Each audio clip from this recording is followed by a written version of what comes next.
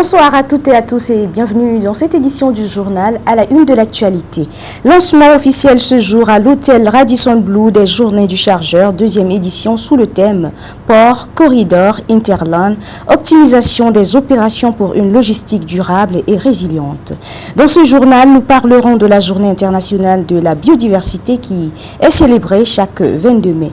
Et puis le thé, cet aliment consommé dans les ménages tchadiens, intéresse la rédaction de Tchad 24 International. Bienvenue dans cette édition. Les travaux de la deuxième édition des Journées du Chargeur tchadien ont été officiellement lancés ce jeudi 22 mai à N'Djamena. Cette conférence internationale se tient sous le thème Port, Corridor, Interland et optimisation des opérations pour une logistique durable et résiliente. Cet événement qui se déroule sur une durée de 3 jours à l'hôtel Radisson Blu est présidé par Mamat Ahmad Alabo, ministre d'État, secrétaire général à la présidence de la République du Tchad. Maturanga Kutunaira, Brahim Khalil, reportage.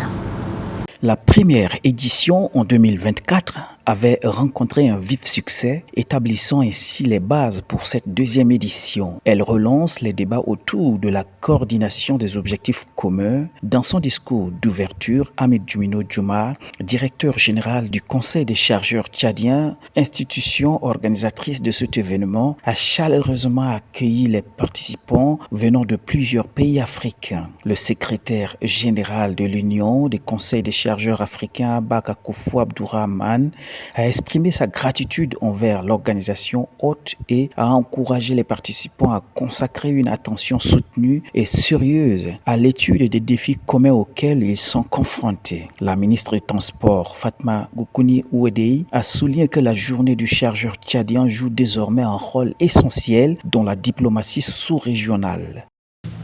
À l'endroit des chargeurs, pour renforcer leur autonomie, leur visibilité et leur protection. À l'endroit des ports, pour fluidifier les opérations et faire reculer les goulots d'étranglement. À l'endroit des autorités nationales et internationales, pour intégrer pleinement la diplomatie logistique à nos politiques extérieures et intérieures. À l'endroit des gestionnaires des corridors, pour éradiquer les entraves inutiles et les pratiques abusives. Aujourd'hui, 2 ans plus tard, nous pouvons constater avec satisfaction plus de 80% des résolutions issues de la première édition ont été mises en œuvre sur le terrain. C'est un progrès remarquable, mais aussi une invitation à ne pas relâcher l'effort. Il est temps de changer de paradigme, a déclaré Mamat Ahmad Alabo, ministre d'État, secrétaire général de la présidence, représentant du chef de l'État. Selon lui, les défis liés au corridor de transport, notamment en ce qui concerne l'infrastructure et la digitalisation et d'autres enjeux clés doivent être abordés pour favoriser un transport interafricain efficace. Son discours liminaire a officiellement ouvert les travaux. La session portera principalement sur le rôle et la mission des conseils des chargeurs avec des échanges enrichissants autour de ce thème. La visite des stands a mis en lumière les différents acteurs impliqués dans le transport et le transit. Le Tchad, en tant que nation dépourvue d'accès direct à la mer, a tout intérêt à renforcer ses relations avec les pays côtiers afin de se positionner en tant que point de référence régional. Cette démarche a été soulignée par Mamat Ahmad Alabo, ministre d'État, secrétaire général à la présidence, qui a représenté le chef de l'État lors de l'ouverture des travaux de la deuxième édition des Journées du chargeur tchadien. L'Afrique regorge d'énormes richesses et possède une population très jeune. Elle est en plein développement, entre autres, du faible volume des échanges intra-africains et de l'insuffisance des infrastructures de transport telles que les ports, les aéroports, les routes, les chemins de fer, etc. Il est temps de changer de paradigme. Au sein de la zone CEMAC, pendant très longtemps, on a tergiversé pour appliquer les résolutions et directives sur la libre circulation des personnes et de leurs biens. Sur le plan continental, la mise en œuvre de la ZLECAf connaît à peu près le même sort. Il faut sans nul doute mettre fin aux barrières douanières anarchiques à l'intérieur du pays, très souvent situées très loin des frontières nationales, et surtout éradiquer les barrières sauvages qui disparaissent et réapparaissent constamment et régulièrement. Il est temps de le faire pour fluidifier la circulation et de lutter contre les arnaques.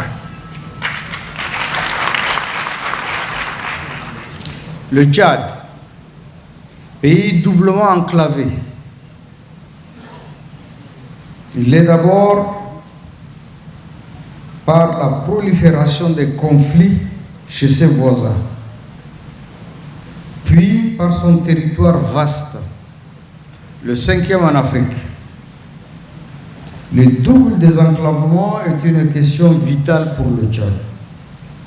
Le gouvernement tchadien doit s'engager à contribuer à la résolution des conflits avec ses voisins et à ouvrir des routes vers tous les océans et mers qui bordent le continent africain.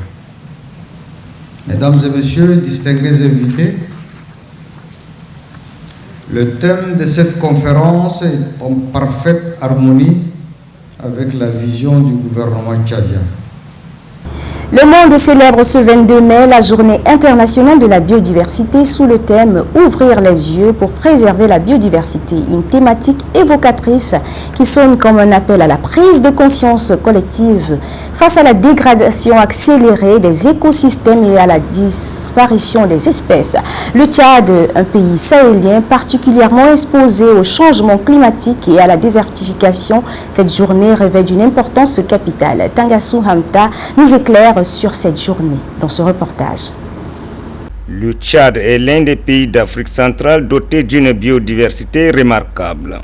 Le pays abrite une diversité d'écosystèmes composés d'espèces animales et végétales.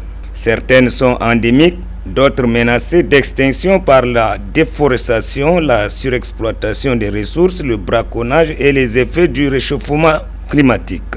Face à ces défis, des initiatives nationales et régionales sont à pied d'œuvre pour contrecarrer ces phénomènes.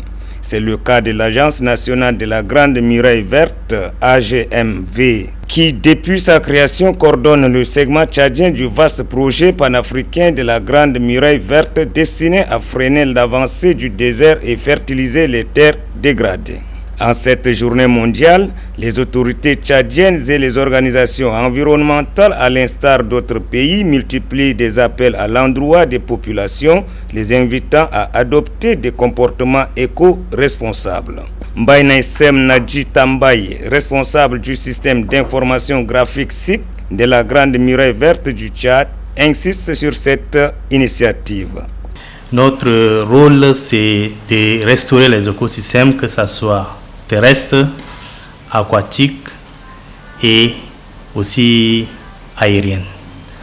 C'est-à-dire, terrestre, on a là où l'habitat où se trouve l'homme et même les animaux, les arbres. Et aquatique, il y a des poissons, il y a les mammifères aussi qui sont dans l'eau. Et aviaire, ça, au niveau aérien, il y a des oiseaux aussi qu'on doit protéger. Donc c'est l'écosystème entier qu'on a cette mission. Et c'est là où se trouve la diversité biologique. Même si au Tchad, cette journée internationale de la biodiversité n'est pas retentissante, elle appelle toutefois les décideurs de ce secteur à s'y pencher résolument pour réfléchir afin de sauver un patrimoine naturel en péril. Car préserver la biodiversité répond à l'obligation de garantir la sécurité alimentaire, lutter contre la pauvreté et construire un avenir durable pour tous. Suite au lancement de l'opération Coup de peinture par la ministre des Transports Fatimé Goukouni Wadeye, les équipes de l'ONASER, de la mairie de la commune du 3e arrondissement, de la direction générale de Star Oil Tchad ont effectué une visite le 21 mai dans la commune concernée. Cette mission avait pour objectif de vérifier le respect du marquage routier par les piétons, compte rendu de Assiam Kandiara. Les responsables communaux et de l'Office national pour la sécurité routière sont allés dans cet arrondissement pour vérifier comment les piétons et les cyclistes se déplacent après avoir indiqué leur passage sur les axes routiers. Pour Serein Momardjei, directeur général des Star Wall, la sécurité n'est pas seulement une option, mais le moteur de ces activités. Pour nous, la sécurité, ce n'est pas une option. La sécurité, c'est une des valeurs fondatrices de notre entreprise. Donc aussi bien dans le transport que dans les autres secteurs. C'est pourquoi nous sommes prêts et nous sommes disposés à accompagner l'ONASER, à accompagner aussi le mairie pour améliorer la sécurité. Hassan Ibrahim Guiré, directeur général adjoint de l'ONASER, lance un appel à tous les piétons au respect des marquages faits au sol. Je voudrais lancer un appel à tous les piétons d'utiliser ces marquages au sol et aussi aux conducteurs de prioriser les piétons lorsqu'ils sont en train d'engager sur les passages. Le maire de la commune du 3e arrondissement, Ahmad Goni Tidjani, quant à lui, s'est réjoui du choix de sa circonscription administrative pour sécuriser les piétons. Nous, au niveau du 3e arrondissement, on est très fiers de ces travaux. La sécurité, ce n'est pas une option pour nous. La sécurité, c'est une obligation pour tout le monde. Tout le monde doit s'impliquer dans la sécurité. Et cet marquage peut faciliter aux enfants, aux personnes âgées de bien vouloir respecter certaines sécurités routières. Le périple des agents de l'ONASER, qui s'est passé lors de la Semaine mondiale des Nations Unies sur la sécurité routière, a pour objectif de réduire le nombre de piétons victimes des accidents de la route. La cérémonie d'installation du nouveau président du conseil d'administration des zones économiques se tient ce 22 mai 2025 à la direction générale de l'agence d'administration des zones économiques. Cet événement est présidé par Evodia Pakware, secrétaire général à la présidence, nous dit Fanta Assou. Sous la supervision de la secrétaire générale à la présidence, Madame Evodia Pakware, Brahim Mohamed Jamaladine a été installé officiellement président de l'agence d'administration des zones économiques. Il remplace à ce poste Madame Khadija Saoulba, décédée le 1er avril dernier. Dans ses propos, la secrétaire générale à la présidence a invité le nouveau président de l'AZES à collaborer étroitement avec son personnel pour la bonne marche du travail. Je vous demande vraiment de l'accueillir à bras ouverts pour la même mission. Et Monsieur Brahim, au nom du président de la République, le maréchal Mahamad Idriss Déby Itno, en mon nom propre, je vous renvoie à l'exercice de vos fonctions, de vos nouvelles fonctions. Installé dans ces nouvelles fonctions, Brahim Mohamed Jamaladine, comblé de joie, a exprimé sa gratitude à ceux qui l'ont choisi. Je prends la mesure de ma mission avec foi, humilité et détermination. Et je m'engage à ce que le conseil que je préside soit un garant de la rigueur dans la gestion, un cadre de confiance pour la direction générale et un acteur de redevabilité vis-à-vis du gouvernement, du peuple tchadien et de nos partenaires techniques et financiers. La cérémonie d'intronisation a pris fin par la signature des documents reconnaissant désormais Brahim Mohamed Jamaladine comme président de l'agence d'administration des zones économiques. Le porte-parole du collectif des lauréats en attente d'intégration de la première promotion des licences professionnelles en santé, Ali Adoum Chérif, a tenu un point de presse ce jeudi 22 mai 2025 dans les locaux de l'université de N'Djamena. À cette occasion, il a adressé une plaidoirie au ministre de la Santé publique et de la Prévention ainsi qu'au ministre de la Fonction publique en faveur de leur intégration au sein de la fonction publique. Suivez. Nous prenons la parole aujourd'hui pour interpeller le ministre de la Santé publique et de la Prévention, le ministre de la Fonction publique, pour notre intégration à la fonction publique. À cet effet, nous sommes ici de 5 filières de formation différentes, à savoir sciences biomédicales, ophtalmologie, anesthésie et réanimation, nutrition et diététique et soins obstétriques, avec un effectif total de 151 techniciens formés. C'est avec un immense respect et conviction que nous vous adressons cette plaidoirie en faveur de notre intégration avec effectif de la première promotion du cycle court dans la fonction publique au sein du ministère de la Santé publique. Ce cycle court avec ses différentes filières a été créé aux besoins urgents du système de santé. Nous avons suivi une formation professionnelle complète pendant 5 ans avec des stages excessifs pour obtenir une licence professionnelle. Nous avons acquis des compétences techniques et solides, une capacité d'adaptation élevée et éthique des services publics qui correspond aux valeurs fondamentales de notre système national de santé. Aujourd'hui, nous, ces jeunes hautement qualifiés, formés dans le cadre d'un programme rigoureux et complet, sont prêts à servir la nation avec professionnalisme et engagement. Notre formation est une formation ciblée, répondant aux besoins urgents des systèmes de santé avec exigence du terrain. Lors de notre formation, il nous a été clairement promis que, à la fin, ces formations mèneront directement à une insertion dans la fonction publique avec assurance. L'ONG Enedi Humanitaire a procédé ce mercredi 21 mai au lancement de son programme d'aide aux populations d'Amdiaras dans la province de l'Enedi-Est au Tchad. Une initiative prévue pour les couches vulnérables telles que les femmes. Joël Godiemana pour les détails. L'ONG Enedi Humanitaire s'est rendue à Amdiaras avec 2 objectifs. Recenser des potentiels bénéficiaires pour un financement de projet et faire le lancement du programme qui vise à aider les femmes et jeunes vulnérables. Quel sera le montant du financement après ce recensement et pourquoi le choix de la finance islamique? Et le financement sera à une hauteur de 1 million pour leur projet qui sera un projet viable et un projet rentable.